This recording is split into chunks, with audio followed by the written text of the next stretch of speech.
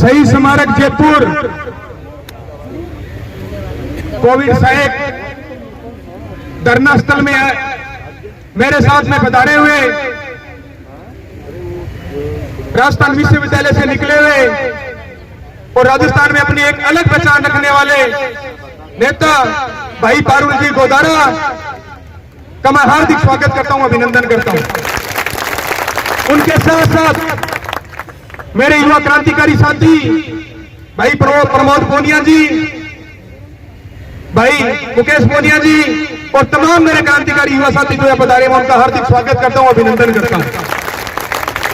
और मेरे समक्ष मेरे छोटे बड़े भाई बहन जो पिछले 22 दिनों से यहाँ इस 44 डिग्री टेम्परेचर के अंदर एक छोटे से टेंट के नीचे बैठे हैं, मैं उनका हार्दिक स्वागत करता हूं, अभिनंदन करता हूं। एक धन्यवाद देता हूं आपकी इस एकता को कि पिछले 22 दिनों से आप लोग कोई नेतागिरी से बिलोंग नहीं करते। आप लोग 12th पास हो, कोई ग्रेजुएशन कर रहा है, किसी की ग्रेजुएशन की हुई है, किसी का आपका कोई राजनीतिक बैकग्राउंड से वास्ता नहीं है, उसके बावजूद आपने इतना शानदार ये धरना पिछले 22 दिनों से चलाया है कि जो बड़े बड़े नेतागिरी करते हैं वो भी नहीं करवा सकते भाइयों। मैं इसका सच हुआ हूं, जिस दिन आप लोगों ने धरना स्टार्ट किया उससे पहले 7-8 दिन तक कंटिन्यू मैं भी सामने जो ये सीढ़ी है इनके ऊपर कंटिन्यू 7-8 दिनों तक दिन रात यही सो रहा था मेरे भाइयों। वो जो अमरा नाम का जो धरना प्रदर्शन चल रहा था एक आरटीआई कार्यकर्ता का, उसको न्याय दिलवाने के लिए पिछले 8-9 दिनों से कंटिन्यू मैं भी यही सो रहे थे। जिस दिन आप लोगों ने धरना स्टार्ट किया उस दिन वो धरना समाप्त हुआ था। आपका शायद पहला दिन था वो, रवि भाई मनोज भाई उस दिन सारे मिले भाइयों। तकरीबन 2-2.5 साल पहले एक ऐसा समय इस धरती पे आया था, चाहे वो भारत हो, चाहे वो चाइना हो, चाहे पाकिस्तान हो, कोई से देश हो, चाहे यूएसए हो, एक ऐसी महामारी आई थी जिसको नाम दिया गया था कोरोना। और उस महामारी में क्या हुआ था कि इंसान दूसरे इंसान से मिलना नहीं चाहता था, पास में खड़ा होना नहीं चाहता था, बात नहीं करना चाहता था मेरे भाइयों। और एक इतनी महामारी बीमारी थी वो, उसको नाम दिया गया था कोविड या कोरोना। और उस महामारी के अंदर जब एक भाई से नहीं मिलना पसंद कर रहा था, बड़े बड़े नेताओं ने अपने गेट बंद कर दिए थे और उस महामारी के अंदर किसी ने सहारा दिया इस प्रदेश के, इस देश के नौजवानों की या इन माताओं बहनों की जान बचाने का काम किया, तो भाइयों आप लोगों ने किया। जब जरूरत थी इस प्रदेश को, तब चारों ओर त्राई मची हुई थी। ऐसे दौर के अंदर कोई आके निकला तो भाइयों वो आप लोग थे। आप लोगों के परिवार नहीं था क्या मेरे भाइयों? आप लोगों के कोई माँ बहन बाप भाई बहन नहीं थे क्या? आप लोगों को कोविड से डर नहीं लग रहा था क्या? जब बड़े बड़े नेताओं ने अपने गेट बंद कर दिए थे, बोल दिया था कि जन सुनवाई बंद है, 2 गज दूरी नारे दे दिए, बड़े बड़े डिस्टेंस है जरूरी, हुआ था कि नहीं हुआ था भाइयों? हाथ मिलाना पसंद नहीं कर रहा था। अगर भाई कोई मर रहा था ना तो एक दूसरे को टच करना पसंद नहीं कर रहा था, मुंह ढक के साइड से निकल जाते थे। मैं इस चीज का साक्षी हूं भाइयों। जब कोविड था, जयपुर में प्रचंड था, ऐसा हालात थे कि जब हॉस्पिटलों के गेट बंद हो गए थे, RUHS जो राजस्थान की लाइफ लाइन कही जाती है, उनके गेट में भी ताले लगा दिए गए थे। लोग गेट पे सांस तोड़ रहे थे, दम तोड़ रहे थे, चिल्ला रहे थे। उस दौर के अंदर इस प्रदेश को किसी ने सहायता दी। अगर किसी ने इस कोविड के अंदर कोई आगे निकल गए तो भाइयों वो 28,000 परिवार थे, ना कि 28,000 मेरे भाई बहन थे। और हुआ क्या, जब जरूरत थी हमें तो हमें यूज किया गया, और जब हमारी जरूरतें खत्म तो एक टिश्यू पेपर की तरह यूज करके यूज एंड थ्रो की तरह फेंक दिया। भाइयों इसलिए बने हैं क्या भी जब जरूरत होगी तो हमें यूज करो, और जब जरूरतें खत्म तो फेंक दो। यानी कि जब अपने को युद्ध करने तो सोल्जरों को बुला लो, उसके बाद सोल्जर की छुट्टी कर दो, घर जाओ भी, तुम दोबारा बैठे रहो। और मुझे नहीं लगता कि आप लोगों ने 7,900 रुपए की नौकरी के लिए अपने परिवार का दांव पे लगाया था, अपने परिवार की माताओं बहनों और भाइयों की जान को दांव पे लगाया था। आपके अंदर देशभक्ति की भावना थी, आपके अंदर वो जज्बा था कि हम इस देश की सेवा करेंगे, चाहे तो हमारी कोई जान भी क्यों न चली जाए। आप लोगों की वो मंशा थी। पर सरकार की मंशा क्या है भाइयों? आप लोगों ने भली भांति ये चीज देखी है। मंशा क्या कि जब अपना टेंडर खत्म, अरे भाइयों ऐसा कौन सा टेंडर हो गया एक पक्षीय? जब हमें काम लड़े तो टेंडर चालू है, जब काम खत्म तो टेंडर खत्म। कौन सी किताब में लिखा है भैया? भाइयों सरकारें एक बात जो बोलते हैं ना लोग कि गूंगी बेरी, ये हकीकत सही बात है।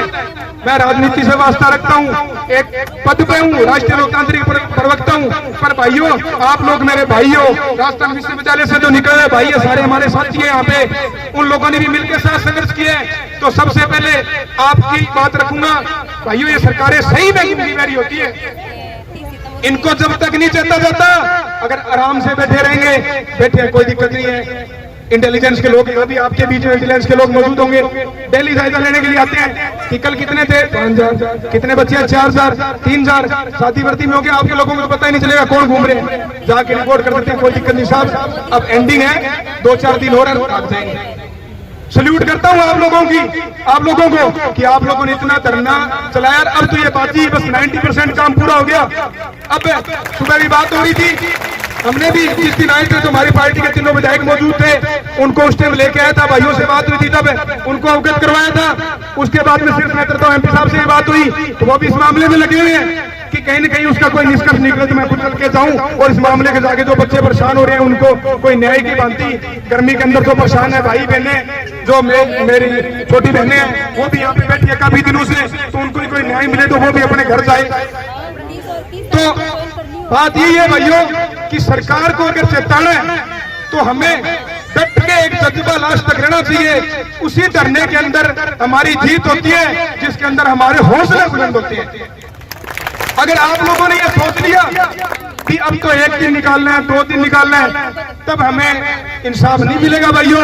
हक और अधिकार किसी के सामने गिड़गिड़ाने से नहीं मिलता, हक और अधिकार के लिए लड़ाई लड़नी पड़ती है, हक और अधिकार छीनना पड़ता है। और आपका ये अधिकार है, आपका ये हक है कि आपको 2022 संविदा कर्मी जो है उसके अंदर आप लोगों कैडर के अंदर शामिल किया जाए, आप लोगों का पदनाम नर्स ग्रेड 2 किया जाए। ये आप लोगों का हक है, क्योंकि जब इस प्रदेश को जरूरत थी आप लोगों ने हद से भी ज्यादा बढ़ के इस प्रदेश की सेवा की थी। और इसके लिए हमें जो भी लड़ाई लड़नी पड़े हम आपके साथ में तैयार हैं। इस मेरे भाई जो यहाँ बैठे हैं इनके माध्यम से ये कहना चाहता हूँ मैं आपको, नेता आपके बीच में पहले खूब आए हैं, कोई बीजेपी, कांग्रेस, RLP, कोई और भी है, सब नेता हैं। मैं तो भाइयों आपके नाते यही बात कहना चाहता हूँ, जब आपको जरूरत हो सबसे ज्यादा जरूरी चीज है, एक वो आपने स्टोरी पढ़ी होगी 11-12 के अंदर, यूनियन स्ट्रेंथ जरूरी है। भाई ने बोल दिया यहाँ से, जो आपके जो मेन ये संघर्ष समिति के जो लोग हैं उन्होंने बोल दिया तो मैं पीछे मुड़ के नहीं देखना, क्या उन्होंने ये डिसीजन कैसे ले लिया, या तो आप उनको बढ़ाओ मत, अगर उनको आगे कर दिया तो वो जो बोलते हैं वही करना। अगर यूनिटी रखोगे तो हमें जीत पक्की मिलेगी। कोई सा नेता आगे कुछ नहीं कहे, सबसे जो मेन है जो डिसीजन होगा वो आपकी संघर्ष समिति का होगा, जो भाई नेतृत्व कर रहे हैं पहले दिन से वही करेंगे, क्योंकि उनसे ज्यादा दुख और आपकी पीड़ा ना तो मैं समझ सकता हूँ ना कोई और नेता समझ सकते हैं, ये यही लोग समझ सकते हैं, क्योंकि ये लोग आपके बीच के लोग हैं भाइयों। तो ये चीज सबसे ज्यादा जरूरी है, पहली बात। दूसरी बात, अगर कोई भी डिसीजन लेते हो मिलके लेना, जीत निश्चित है, एक साथ रहना, एकजुट रहना। अगर कोई डिसीजन लेते हो, कोई नया स्टेप उठाने की, नया कुछ करने की, तो आपके भाई से जो भी आप उम्मीद रखते हो, अगर आप चाहते हो तो उनसे 19 की जगह 21 ही करेंगे, कम नहीं होने देंगे। आपसे हमेशा संघर्ष के कदम में आपके बीच में कदम से कदम मिला के खड़े रहेंगे। भाई है, भाइयों के बीच, भाइयों के साथ में सब कॉन्टेक्ट में है, अजमा के देख लेना, चाहे कभी बुला लेना, ऐसे नहीं एक बार आगे भाषणबाजी करके चले गए। जब जो भी जरूरत होगी किसी भी तरीके की आपके लिए लड़ाई लड़ेंगे भाइयों, लटकाने पड़े तो वो भी करेंगे, पर अपने को शांतिपूर्ण सही तरीके से धरना चलाने, और धरना चलाने के लिए शांतिपूर्ण इतनी भी शांति नहीं रखनी भाइयों कि चुपचाप बैठे और किसी को कोई गौर ही नहीं कर रहा, क्योंकि ये सरकारें गूंगी बैठी है। मैं तुम्हें दोबारा बता दूं, कुछ ना कुछ नई एक्टिविटी हमें करनी पड़ेगी, चाहे किसान आंदोलन था, चाहे कोई आज तक और कोई बड़े आंदोलन हुए, चाहे अपने गढ़साना के अंदर आंदोलन हुआ था, चाहे वो गुजरों का आरक्षण आंदोलन था, चाहे वो जाटों के हरियाणा का आरक्षण आंदोलन था, चाहे वो दिल्ली का किसान आंदोलन था। भाइयों जो भी आंदोलन थे, आप देखो आंदोलन चले, पर उन आंदोलन के अंदर 5-10 दिन के अंदर कोई न कोई नई एक्टिविटी होती है। चाहे कोई वो तिरंगा रैली हुई थी, चाहे वो लाल किले पे गए थे, कोई न कोई नई एक्टिविटी आपको करनी पड़ेगी। और क्यों करनी पड़ेगी? ताकि वो एक सरकार को पता चलता रहे कि हम भी यहाँ पे बैठे हैं।